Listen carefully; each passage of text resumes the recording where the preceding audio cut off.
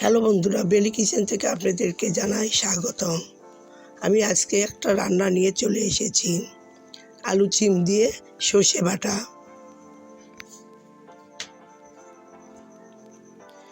এই সর্ষে বাটার জন্য আমি এখানে আলু সিম নিয়েছি।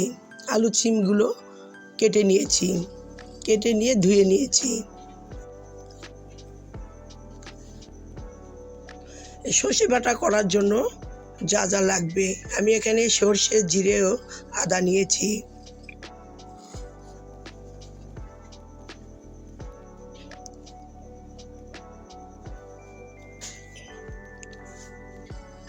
আমি কড়াইয়ে সামান্য পরিমাণে তেল দিয়ে নিচ্ছি। তেলটা যখন গরম হয়ে যাবে, এখানে আমি এখন দুটো শুকনো লঙ্কা দিব।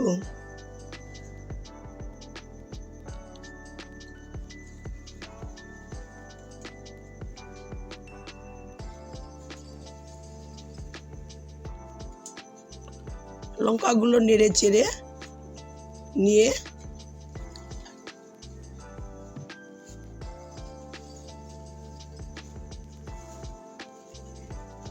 দুটো তেজপাতা ও সামান্য জিরে দিব।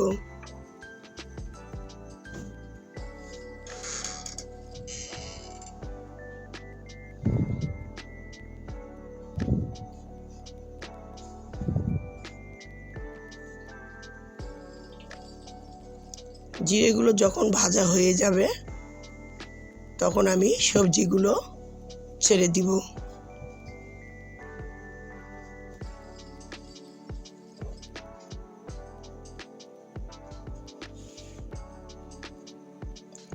এখন আমি সবজিগুলো দিয়ে নিচ্ছি।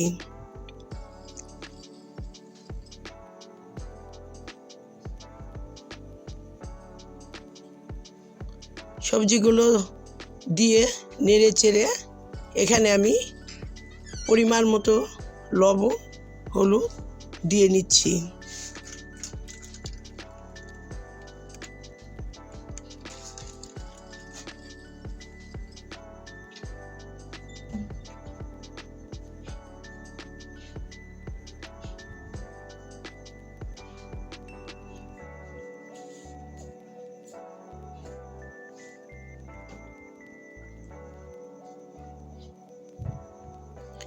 লবণ হলুদ দিয়ে একটু নেড়ে চেড়ে নিব।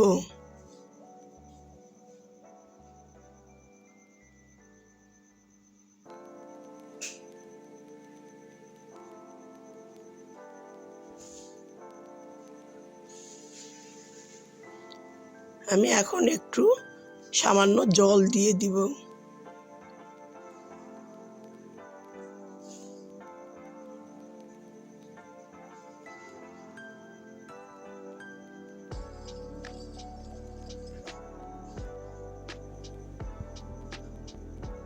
জল দিয়ে ঢেকে দিব সিদ্ধ হওয়ার জন্য।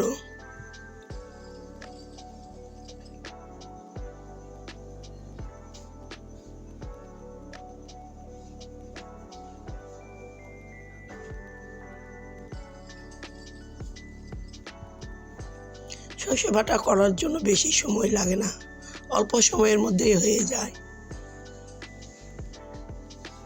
এখন ঢেকে দিলাম, কিছুক্ষণ জাল দিয়ে নিব। কিছুক্ষণ পর ঢাকনা উঠিয়ে নিলাম। এখন নেড়ে চেড়ে দেখব যেটা সিদ্ধ হয়েছে কিনা। যদি সিদ্ধ হয়ে যায়, তাহলে আমি সর্ষে বাটা এখন দিয়ে দিব। হ্যাঁ, এটা সিদ্ধ হয়ে গেছে। এখন সর্ষে বাটা আমি দিয়ে নিচ্ছি। আমি এখানে সর্ষে, আদা, জিরে ও দুটো শুকনো লঙ্কা বেটে নিয়েছি।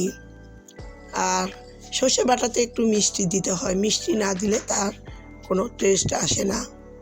টেস্টের জন্য আমি এখানে সামান্য চিনি দিয়ে নিচ্ছি। চিনি দিয়ে একসঙ্গে সবগুলো মিক্সড করে নিয়ে দিয়ে দিব।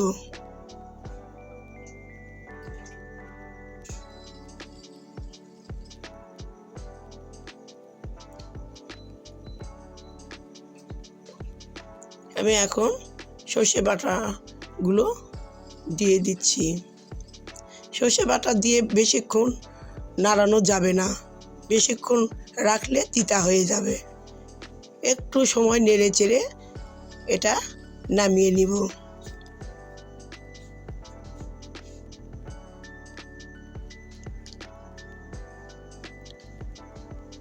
এখন আমার এটা হয়ে গেছে, নামিয়ে নিচ্ছি। এখন পরিবেশন করে দেখাচ্ছি। যদি এই রান্নাটা ভালো লেগে থাকে তাহলে আমাকে একটা লাইক, কমেন্ট ও সাবস্ক্রাইব করবেন। ধন্যবাদ।